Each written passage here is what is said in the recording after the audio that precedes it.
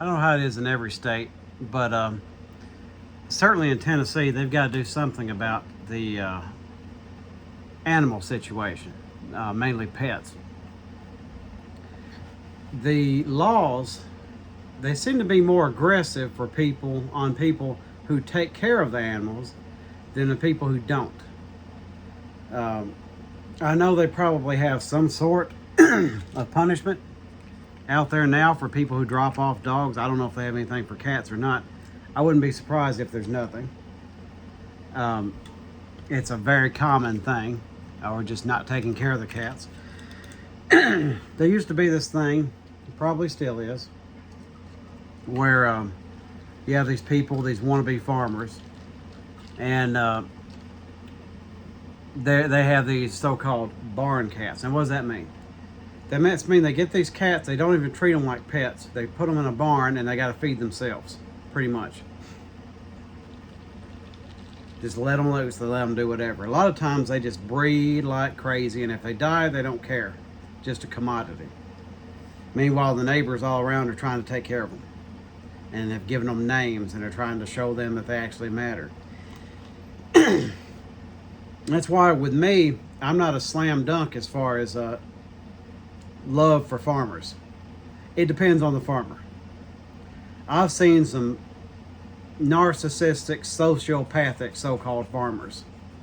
I mean, they just don't care at all. Hateful, got no compassion, no feelings, and think they own the road. You're in their way if you need to pass by and go to work or something like that. And some of them seem to think that if you're near them, you should be their serfs. You should work for them. Kind of they expect everybody to be peasants and they're some sort of lords or something. And indeed, a lot of them actually ran houses. I've been in a situation before where the landlord was sort of a farmer. He's a terrible farmer. And he had that barn cat situation and didn't care about them. Didn't care about any of his animals. Didn't have to take care of them. Didn't take care of the fence right. And seemed to think that we were there to work for him also.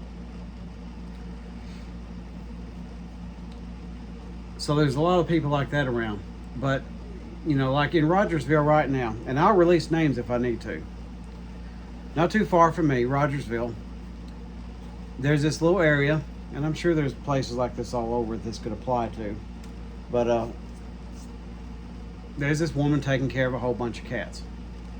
And you could sort of call her a hoarder, I guess. But she's actually taking care of them as best as anyone could. She's feeding them, she's taking them to the vet, she's getting them fixed like crazy, and people keep dropping them on her. And everything was fine. And then you get one person in the neighborhood that complains. And as usual around here, and I'm going to make some people mad at me, but I'm just telling you the way it is. There's the term pick me. And I don't know if it goes for all different kinds of demographics or not. I think it does. But it's real common around here to have sort of a pick me woman. And what that means is, in this case, is they try to be the most hateful, sort of mannish, pretend tomboy, just nasty, just the most man-like, the most toxic man-like woman that she can possibly be, because she thinks it'll impress men who are like that. Now, I don't know why she would like men like that in the first place, but they do. They think that's the norm. They want those men who obviously hate women to like them. They want to be the exception. Well, if you end up with one of those in your neighborhood, they think, because men sort of think it's sort of gay to have cats, they hate cats. So you end up with one of those in the neighborhood who's trying to impress these toxic men, and she complains. And out comes police and this guy who works for some sort of pet catching thing. I don't know what it is. And we need to stop hiring those who actually hate animals. Don't put somebody in charge of animal control that hates animals. Because this guy, clearly, he's one of those type of guys that I was just referencing. Don't like cats. You need somebody in that position that's pretty compassionate. Just like you actually need police who are compassionate, and you rarely come across that. Rarely. You get quite the opposite. Sociopaths don't have any feeling for anybody, no compassion, only care about themselves. So we need to do something about that. There needs to be some kind of understanding. Really, just as a whole, we need to take the people need to take the power back. You don't come out here unless we call you out here. You work for us. If you're animal control, you don't just show your rear end up. You don't. And honestly, if you're a cop, you don't just show up. You're a public servant. If you're not asked for and there's no crime happening, you can go somewhere else. That's the way that works. Leave people alone. Why has that gotten to be such a big thing these days? Just to leave people alone. You got to control what they do with their body. What's in their body, what they put in their body, what they take out of their body. You got to control it. And now, they've really started cracking down on pets and things like that. Meanwhile, nothing happening with the people who are actually causing these problems. Because that would take work on their part. See, if there's somebody taking care of these animals, they can go straight to them and cause them problems.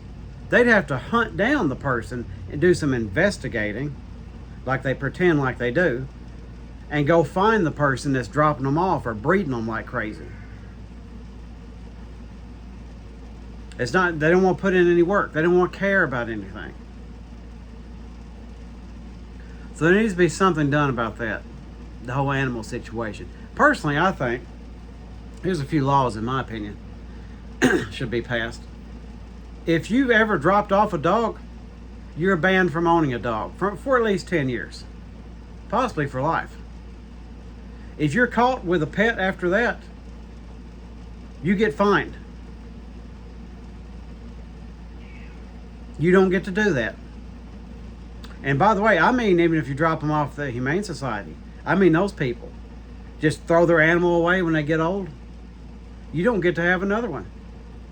You want another one? Well, when you drop that one off, wait 10 years. And if you do it again, 20 years. You don't get to do that. If you don't take care of your animals, you throw them away, you don't get to own one. We need to have people like people guilty of animal cruelty. We need them on a registry, like the sex offenders. Just like we need spousal abusers on a registry.